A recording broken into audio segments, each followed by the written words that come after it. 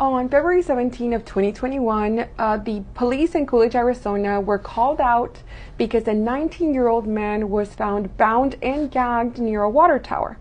So Brandon Souls is the name of that young man, and he claimed that as he was walking out of his home that day to go to work at 7 a.m., two men approached him, they hit him on the head, and they drove him off to that water tower, and they bound and gagged him and left him there.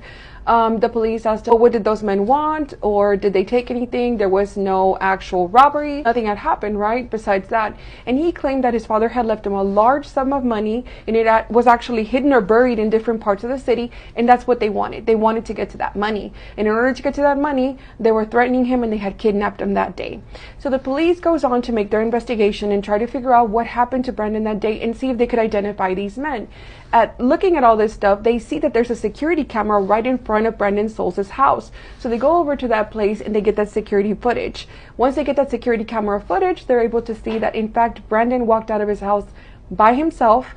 No men approached him. No men hit him on the head. No men took him anywhere. He got in his car and he drove off. There was no men appearing anywhere near the timeline or the time frame that he said. Once they had that information, they now approach Brandon and they bring him into the police station and they start questioning him. And they present them the evidence, and under that evidence, Brandon buckled. And he said, listen, I didn't want to go to work that day. So I pretended I was kidnapped. So what I did was I stuffed a bandana in my mouth. I used my own belt buckle to go ahead and bound my hands.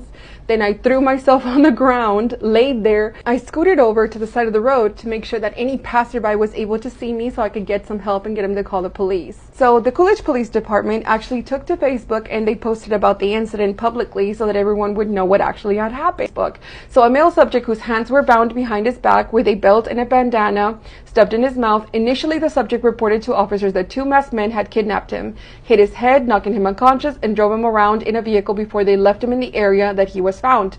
An extensive investigation was conducted by the Coolidge detectives, and evidence was discovered showing his story was fabricated and no kidnapping or assault occurred. And it says Souls was charged February 17 with reporting false information, and he pleaded guilty to the crime. It is very important that we put out that media release to let people know that our community is still safe and there are not two masked men running around kidnapping people. So it looks like Brandon woke up that day and decided that he would rather be kidnapped, bound, and gagged rather than show up to the tire factory in Coolidge to work. It honestly seems like a lot more work than just showing up. But I guess that Brandon was out of sick days or vacation days, or he just was done, right? And so let me know in the comments and see what your thoughts are on the whole thing, and if you've ever had to call in with a random excuse to try to get out of work. I know all of us have at one point or another. I think we all need sick days and mental health days as well, and I think Brandon for sure needs some mental health days. So something was definitely going on there with him.